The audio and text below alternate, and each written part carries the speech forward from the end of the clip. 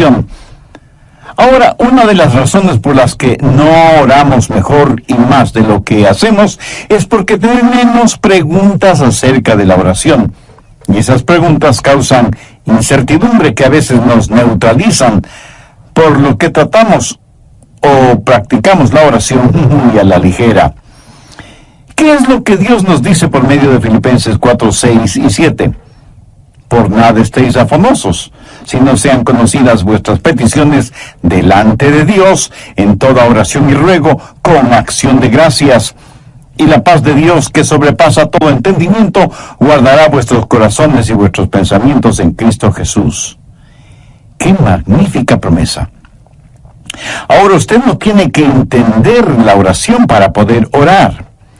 El famoso Alberto Einstein, antes de morir, dijo que esperaba entender lo que la luz y la electricidad es. Usted puede ver cómo algo trabaja, pero no lo entiende.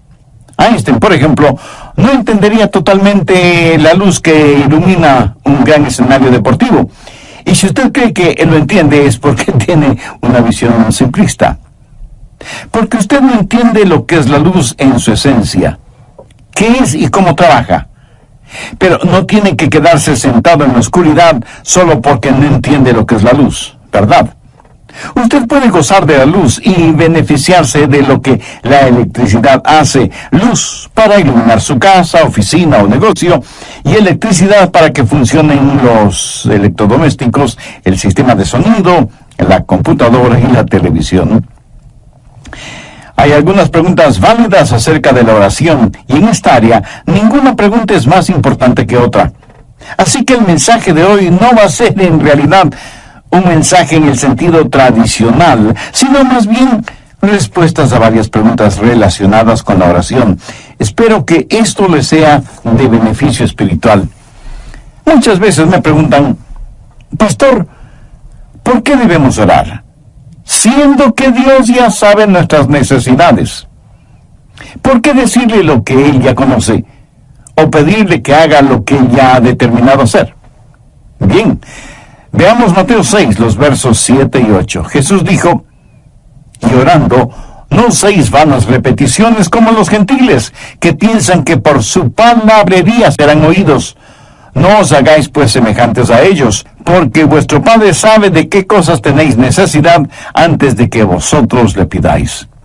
Entonces, si Dios ya lo sabe, ¿por qué pedirle algo que Él ya conoce? Óigame, no oramos para impresionar a Dios. Usted no será escuchado por su palabrería, ni por su lenguaje florido. Si un hijo terrenal puede hablar con su padre terrenal, usted puede hablar con su Padre Celestial. Tampoco ora para informar a Dios. Usted no le puede decir nada que Él ya no lo sepa. Usted ora para invitar a Dios. ¿Por qué debemos hacerlo? Porque hay comunión en la oración. Busque 2 Corintios 6:1. Así pues, nosotros, como colaboradores suyos, os exhortamos también a que no recibáis en vano la gracia de Dios. ¿Notó eso? Somos colaboradores de Dios. Dios nos da el gozo y privilegio de administrar su reino, sus asuntos. Él puede hacerlo sin nosotros, pero nosotros no podemos hacerlo sin Él. ¡Qué privilegio es que Dios nos considere colaboradores suyos! Además, cuando oramos, Dios nos está ayudando a crecer. ¿Alguna vez ha pedido algo en oración y no recibió de inmediato lo que pidió? ¿Qué es lo que hizo? Pues siguió orando, pero también comenzó a analizar su vida para saber si había algo en su corazón que estaba impidiendo que Dios contestara sus oraciones. Y usted crece espiritualmente por medio de la oración. Así como la oración es un factor de comunión, también es un factor de desarrollo, pero también está el factor de la dependencia. Dios nunca quiere que vivamos vidas independientes de Él. Ahora, si Dios lo hiciera todo por nosotros y nunca tuviéramos que pedir nada, entonces no tendríamos necesidad de orar. Todo lo daríamos por descontado. Y podríamos dejar de depender totalmente de Dios. La oración nos une a Dios. Y aunque Él sabe lo que necesitamos antes de que se lo pidamos, sin embargo se nos dice específica y definitivamente que debemos orar y pedir, no para impresionar a Dios ni para informarle, sino para invitar a Dios a nuestro corazón y a nuestra vida, para que tengamos comunión con Él, para que aprendamos a depender de Él y para que podamos crecer espiritualmente. Otra pregunta es, ¿por qué cosas es apropiado el orar? ¿Qué es lo que dice Filipenses 4:6? Sean conocidas vuestras peticiones delante de Dios en toda oración y ruego, con acción de gracias. De acuerdo a esto, debemos orar por todo. Nada en la vida está fuera del alcance de la oración. Muchas veces nos preguntamos si debemos o no hacer ciertas cosas. Una buena manera de saberlo es haciéndonos la pregunta, ¿puedo orar por esto? Por ejemplo, cuando usted va a beber licor, puede orar y decir, Señor, bendice este trago que voy a tomar y haz que sea para tu gloria y honra. O cuando va a fornicar o a adulterar, puede orar para que Dios bendiga esos actos. Cuando va a robar o a estafar, puede orar para que Dios le bendiga. ¡Absurdo! ¿No le parece? Un hombre estaba junto a la puerta de una iglesia fumando y alguien le preguntó, ¿es usted un maestro en esta iglesia? El hombre sorprendido contestó, no lo soy.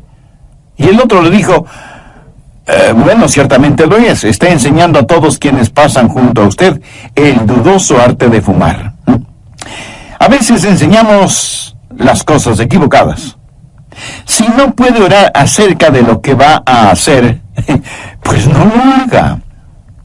El problema es que a veces tratamos de dividir nuestra vida entre lo secular y lo sagrado, y decimos, esta es la parte sagrada de mi vida, oraré por esto. Esta es la parte secular de mi vida, yo la manejaré. ¿Se puede imaginar a Jesús dividiendo su vida entre lo secular y lo sagrado? Por supuesto que no. En todas las cosas naturales debemos ser espirituales y en todas las cosas espirituales debemos ser naturales. Somos naturalmente sobrenaturales y sobrenaturales naturalmente. ¡Qué trabalenguas! No dividimos nuestras vidas en dos segmentos, el uno secular y el otro sagrado. Dividimos nuestras vidas entre lo espiritual y lo profano. Y si es algo profano, debe estar fuera del límite de nuestra vida. Si es algo espiritual, oramos al respecto, ya sea que eso esté en un nivel natural o sobrenatural. Ahora, ¿por qué cosas debemos orar? ¿Por todas? Usted me pregunta, ¿podemos orar por cosas sencillas? ¿Podemos orar por el sitio donde estacionar el carro? Por supuesto. No hay nada de malo en orar por cosas pequeñas o sencillas. Y si usted piensa que orar por cosas pequeñas o sencillas es una tontería, puede pensar en alguna cosa que sea demasiado grande o demasiado pequeña para Dios. No la hay. La cosa más grande sobre la que usted puede pensar es pequeña para Dios. Y si las cosas pequeñas son importantes para usted, serán también importantes para Dios. Pastor, usted dice que hay que orar por todo. Suponga que hay algo que quiero y sé que no es la voluntad de Dios. ¿Debo orar por eso? Pues con mayor razón. Dígale a Dios, Dios, algo no está bien en mí. Estoy deseando algo que es en contra de tu voluntad. Ayúdame a desechar ese deseo. Y ore con sinceridad. Sean conocidas vuestras peticiones delante de Dios en toda oración y ruego con acción de gracias. Pastor Rogers, ¿oye Dios las oraciones de una persona no salva? Bueno, en la Biblia leemos de un hombre que era religioso, pero no era salvo. Y ciertamente parece que Dios escuchó su oración. Vamos al libro de los Hechos, capítulo 10, desde el verso 1. Había en Cesarea un hombre llamado Cornelio, centurión de la compañía llamada La Italiana. Este Cornelio era un gentil, un pagano, pero note cómo se lo describe. Piadoso y temeroso de Dios con toda su casa, y que hacía muchas limosnas al pueblo y oraba a Dios siempre. Este vio claramente en una visión, como a la hora 9 del día, que un ángel de Dios entraba donde él estaba y le decía: Cornelio. Él, mirándole fijamente y atemorizado, dijo: ¿Qué es, Señor? Y le dijo: tus oraciones y tus limosnas han subido para memoria delante de Dios. Aquí está este hombre, no salvo, y Dios está consciente de sus oraciones. Entonces, ¿cuál es la diferencia entre un hijo de Dios que puede orar en el nombre de Jesús y un hombre no salvo para que Dios tenga misericordia? Dios ha dado promesas al Hijo de Dios en oración que no se las ha dado al no salvo. Veamos si puedo ilustrar esto. El presidente de un banco puede dar dinero para obras de caridad. No tiene que hacerlo. No hay ninguna ley que diga que debe hacerlo. Pero él puede decidir que eso es lo que él quiere hacer, dar dinero para obras de caridad. Pero si yo tengo mi dinero depositado en ese banco, puedo girar un cheque y espero recibir esa cantidad. ¿Ve la diferencia? Dios es soberano y Él puede oír las oraciones de una persona no salva. Pero nosotros que somos creyentes tenemos las más grandes promesas de oración y podemos girar cheques contra el Banco del Cielo y firmarlos en el nombre de Jesús, si es que estamos en la voluntad de Dios. A propósito, ¿por qué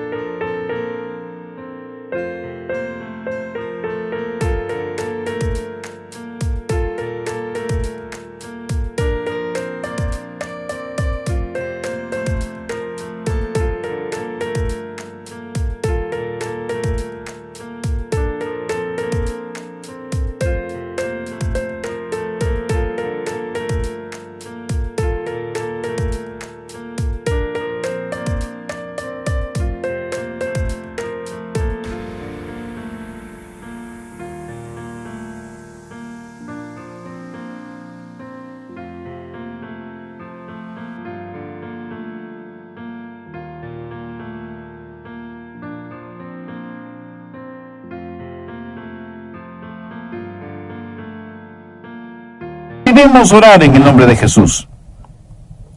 Porque Jesús mismo nos enseñó que debemos orar en su nombre. En Juan 14, los versos 13 y 14, Jesús dijo: y todo lo que pidiereis al Padre en mi nombre, lo haré, para que el Padre sea glorificado en el Hijo. Si algo pidiereis en mi nombre, yo lo haré. Esa parece una enorme promesa. ¿Quiere eso decir que cualquier cosa que pidamos en el nombre de Jesús, la tendremos? El último modelo de un Ferrari deportivo, una villa para vacaciones en la playa de Acapulco. ¿Tendré estas u otras cosas si las pido en el nombre de Jesús? No. Entonces, pastor, ¿qué significa orar en el nombre de Jesús? El nombre de Jesús representa tres cosas. Primero, aprobación. O sea, Jesús aprueba eso. Usted no puede pedir nada en el nombre de Jesús sin la aprobación de Jesús. En segundo lugar, autoridad. En las empresas, así como en las iglesias, hay personas encargadas de comprar lo que se necesita. Y para tener control de los gastos, alguien tiene que firmar las órdenes de compra y alguien tiene que firmar los cheques de pago. Usted no puede simplemente ir a un lugar y decir: quiero esto y esto en el nombre de mi empresa o de mi iglesia. Usted debe tener algo que le autorice. Alguna autoridad debe estar respaldando su pedido. Orar en el nombre de Jesús significa que usted tiene una orden de compra que ha sido aprobada y firmada por Jesús. Ahora, hay que tener mucho cuidado con gente inescrupulosa que, utilizando el nombre de Jesús, se aprovecha de la ingenuidad, de la credulidad, de la falta de discernimiento de muchas personas, aún de creyentes, para con el cuento de en el nombre de Jesús y para ayudar a los demás, robarles el dinero. Lobos disfrazados de ovejas. Orar en el nombre de Jesús significa que es algo que Él ha aprobado, que Él ha autorizado, y tercero, algo con lo cual le aclamamos. Es para su honor, es para su gloria. Ahora, no todas las oraciones que se hacen en el nombre de Jesús son en realidad en el nombre de Jesús. Por ejemplo, veamos Hechos 19, los versos del 13 al 17. Pero algunos de los judíos exorcistas ambulantes intentaron invocar el nombre del Señor Jesús sobre los que tenían espíritus malos, diciendo: os conjuro por Jesús, el que predica Pablo. Había 7 hijos de un tal Esceva, judío, jefe de los sacerdotes, que hacía esto. Pero respondiendo el espíritu malo, dijo: a Jesús conozco, y sé quién es Pablo. Pero vosotros, ¿quiénes sois? Y el hombre en quien estaba el espíritu malo, saltando sobre ellos y dominándolos, pudo más que ellos, de manera que huyeron de aquella casa desnudos y heridos. Esto fue notorio a todos los que estaban en Éfeso, así judíos como griegos, y tuvieron temor todos ellos, y era magnificado el nombre del Señor Jesús. ¿Qué es lo que esos 7 mercaderes espirituales estaban haciendo? Dijeron a los demonios: en el nombre de Jesús, del cual Pablo predica, te conjuramos a que salgas de este hombre. ¿Qué hay de malo en eso? Que no lo hicieron en el nombre de Jesús, porque ellos no conocían a Jesús. No se atreve usted a pedir algo en el nombre de Jesús, del Jesús que Adrián predica. Usted debe decir: en el nombre del Jesús que conozco y que es el Señor de mi vida. Usted no tiene ningún derecho de falsificar su nombre en cualquier cheque y orar por cualquier cosa que está fuera de la voluntad de Dios y del liderazgo del Espíritu Santo. Oramos siempre en el nombre de Jesús, del Jesús que conocemos como nuestro Salvador y Señor. ¿Nos da Dios siempre lo que pedimos? No. Y debemos agradecerle por eso. ¿Alguna vez le ha dado gracias a Dios porque no contestó sus oraciones? Pues mi amigo, debería. Veamos una interesante oración de Moisés en el libro de Números, capítulo 11, los versos del 11 al 15. Y dijo Moisés a Jehová: ¿por qué has hecho mal a tu siervo? ¿Y por qué no he hallado gracia en tus ojos, que has puesto la carga de todo este pueblo sobre mí? ¿Concebí yo todo este pueblo? ¿Lo engendré yo para que me digas: llévalo en tu seno, como lleva la que cría al que mama, a la tierra de la cual juraste a sus padres? ¿De dónde conseguiré yo carne para dar a todo este pueblo? Porque lloran a mí diciendo: danos carne que comamos. Yo no puedo solo soportar a todo este pueblo, que me es pesado en demasía. Y si así lo haces tú conmigo, yo te ruego que me des la muerte, si he hallado gracia en tus ojos, y que yo no vea mi mal. Esa fue su oración. Eso es lo que Moisés le pidió a Dios, que le quitará la vida. ¿Contestó Dios esa oración? No. Dios sabía que Moisés estaba sumamente presionado, y no era el primer caso de estrés en la Biblia. Moisés estaba preocupado por sí mismo. Estaba sintiendo el síndrome de la autoconmiseración. Algunas veces pedimos a Dios cosas equivocadas, y es por eso que Dios no nos contesta, y debemos agradecerle por eso. Ahora veamos Mateo 20, los versos del 20 al 22. Entonces se le acercó la madre de los hijos de Zebedeo con sus hijos, postrándose ante él y pidiéndole algo. Él le dijo: ¿qué quieres? Ella le dijo: ordena que en tu reino se sienten estos 2 hijos míos, el uno a tu derecha y el otro a tu izquierda. Entonces Jesús respondiendo dijo: no sabéis lo que pedís. ¿podéis beber del vaso que yo he de beber y ser bautizados con el bautizo que yo soy bautizado? Y ellos le dijeron, podemos. Pero ellos, Santiago y Juan, ni sabían ni podían. Ahora, note que el pedido para estar a la izquierda y a la derecha de Jesús en su reino no provino de ellos, sino de su madre. Y como toda buena madre, ella quería lo mejor de lo mejor para sus hijos. Y claro, muchas veces un amor ciego nos puede llevar a cometer actos egoístas. Muchas veces pedimos a Dios cosas que pensamos son buenas y correctas, pero sencillamente no lo sabemos. Esa es la razón por la que el Espíritu Santo tiene que interceder con gemidos que no pueden ser expresados. A veces pedimos y nuestra oración no es contestada. ¿Por qué? La respuesta es simple: porque hay pecado en nuestra vida. Veamos Isaías 59:2. Pero vuestras iniquidades han hecho división entre vosotros y vuestro Dios, y vuestros pecados han hecho ocultar de vosotros su rostro para no oír. Salmo 66:18. Si en mi corazón hubiese yo mirado a la iniquidad, el Señor no me habría escuchado. Note que el salmista no dice, si he pecado, el Señor no me escuchará. Pero aún la inclinación del corazón hacia lo malo ya es pecado, y Dios no nos escuchará. Si Dios contestara la oración de una persona que tiene iniquidad en su corazón, ¿sabe lo que Dios estaría haciendo? Animándonos a pecar. La razón por qué algunos no reciben contestación a sus oraciones no es porque piden lo que no deben pedir, sino porque hay pecado en sus vidas, pero no quieren reconocer la existencia de ese pecado. ¿Qué acerca de su hogar? Esposos y esposas, ¿fueron ustedes casados por un juez de paz o por el secretario de guerra? Veamos 1 Pedro 3:7. Vosotros, maridos, igualmente, vivid con ellas sabiamente, dando honor a la mujer como a vaso más frágil y como a coherederas de la gracia de la vida, para que vuestras oraciones no tengan estorbo.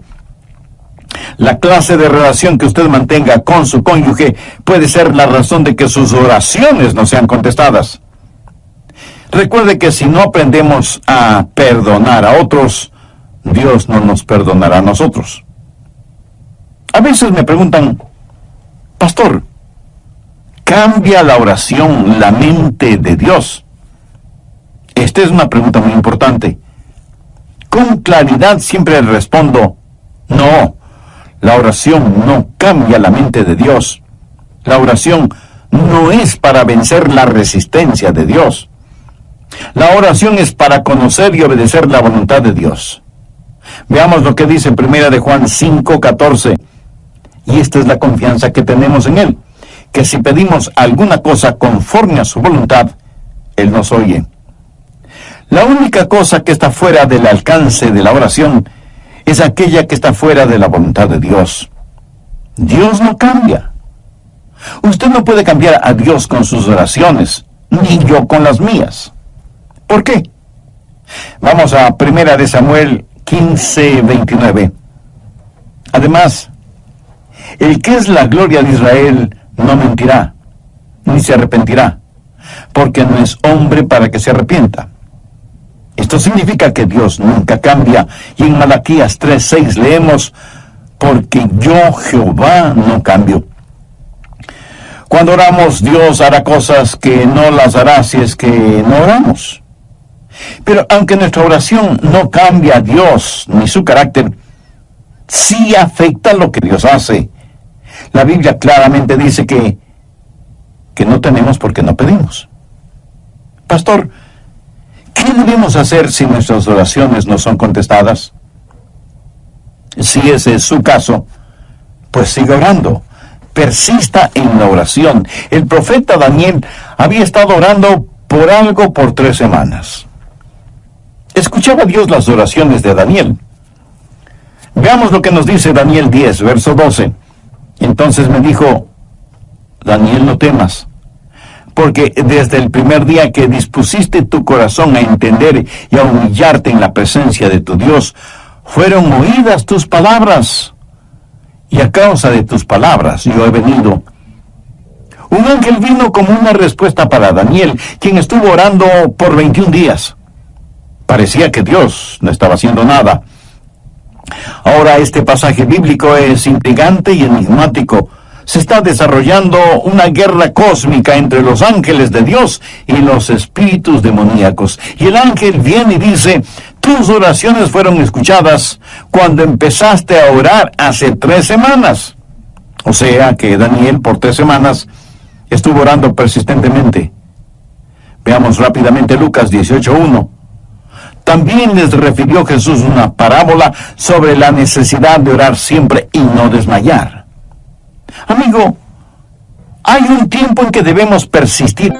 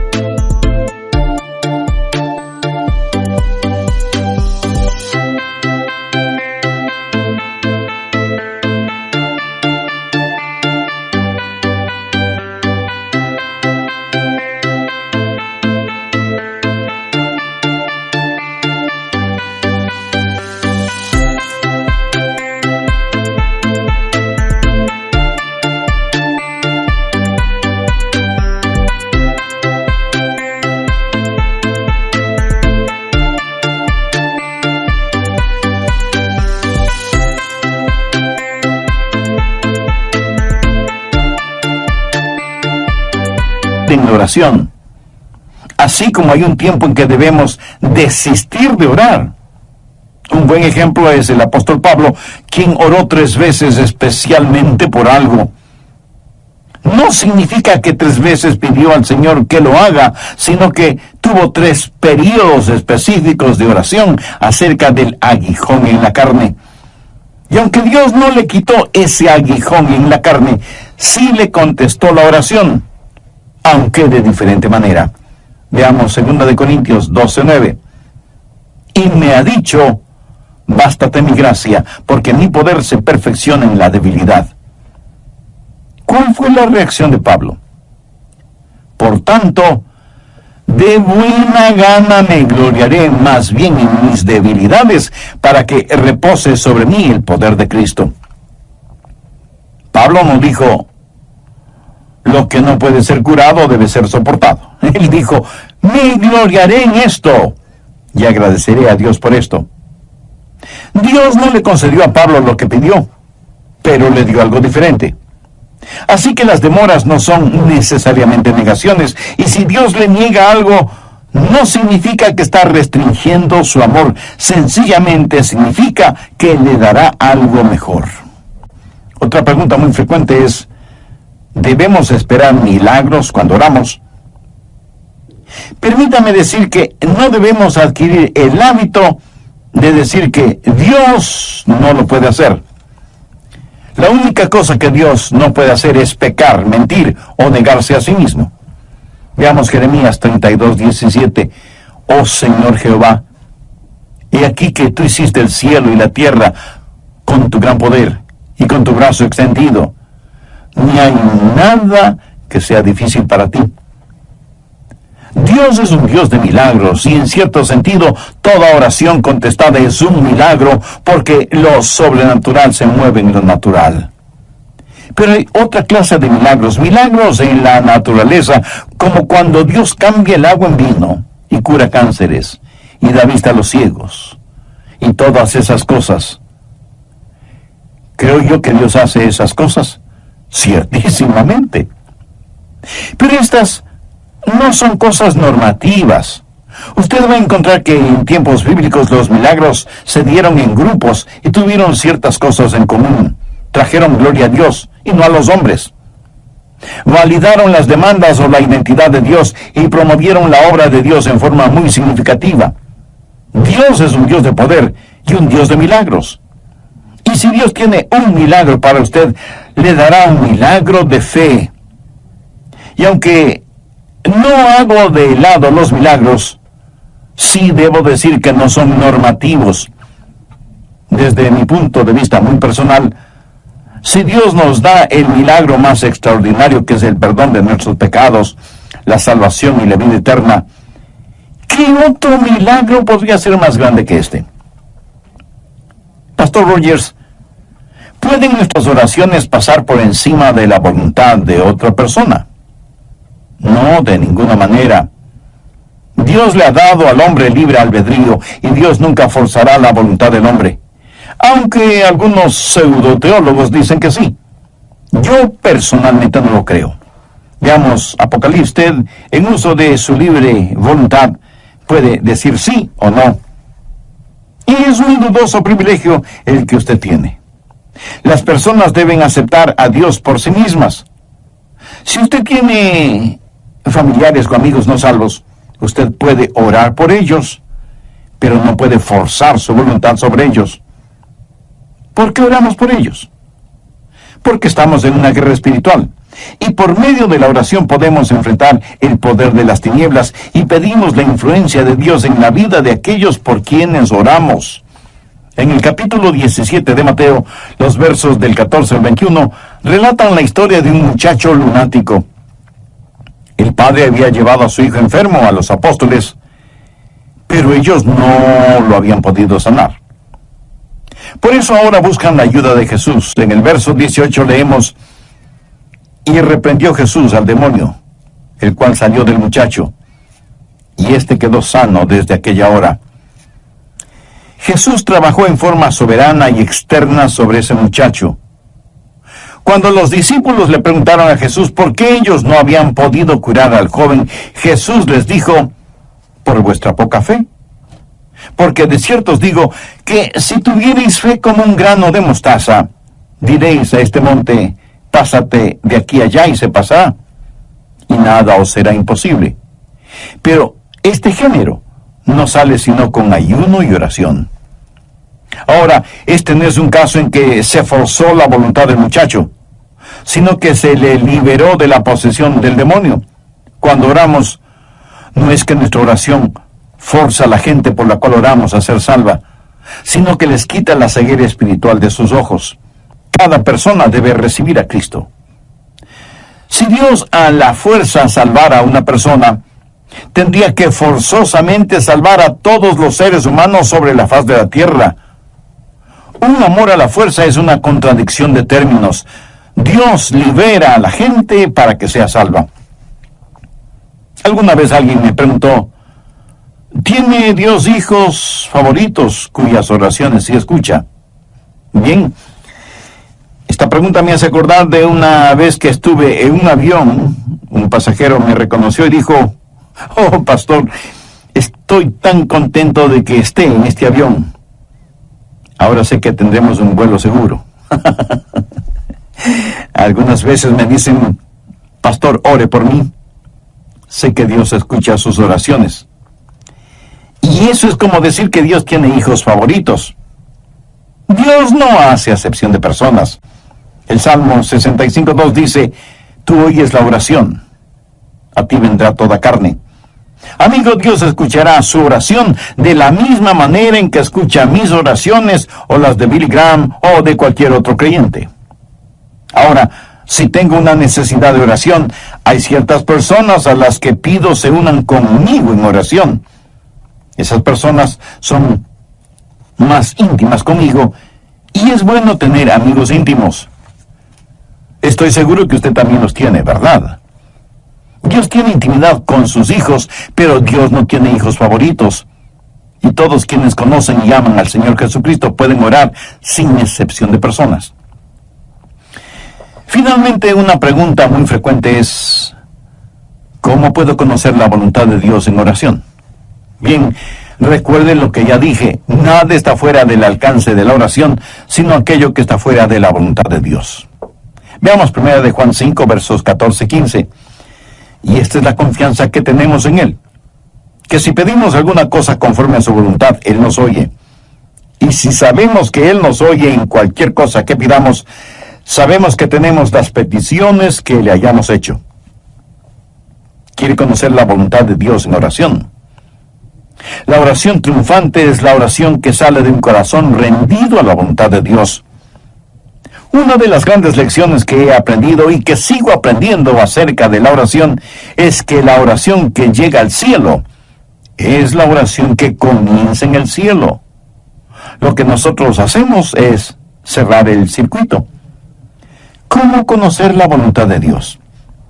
La voluntad de Dios es lo que usted quisiera tener si supiera todo desde el punto de vista de Dios. ¿Cuál es el secreto o la clave? Veamos Juan 15:7. Si permanecéis en mí y mis palabras permanecen en vosotros, pedid todo lo que queréis y os será hecho. Cuando Cristo vino a vivir en nosotros, eso es unión. Y cuando tenemos compañerismo con el Dios que habita en nosotros, eso es comunión.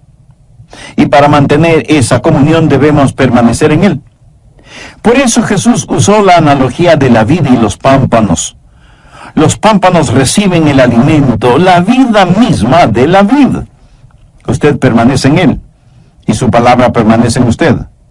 La fe viene por el oír y el oír por la palabra de Dios. Y usted descubrirá que Dios guiará sus oraciones y se encontrará orando en la voluntad de Dios. Pero no espere tener todas las respuestas para sus preguntas acerca de orar.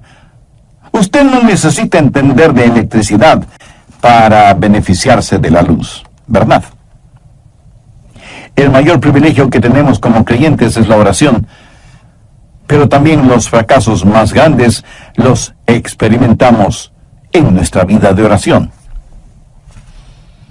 Pablo dice en Filipenses 4:6, por nada estéis afanosos, sino sean conocidas vuestras peticiones delante de Dios en toda oración y ruego, con acción de gracias. Las respuestas contestadas son para los hijos de Dios. Usted no puede orar en el nombre de Jesús si es que no es un creyente. Y aunque Dios puede escuchar las oraciones de una persona no salva, no ha prometido hacerlo. Ser un hijo de Dios significa haber recibido a Cristo como su Salvador y Señor en forma personal. Si usted todavía no es salvo, no quisiera hacerlo ahora mismo. Diga conmigo la siguiente oración. Querido Dios, soy un pecador y estoy perdido. Necesito y quiero ser salvo. Señor Jesús, tú prometiste salvar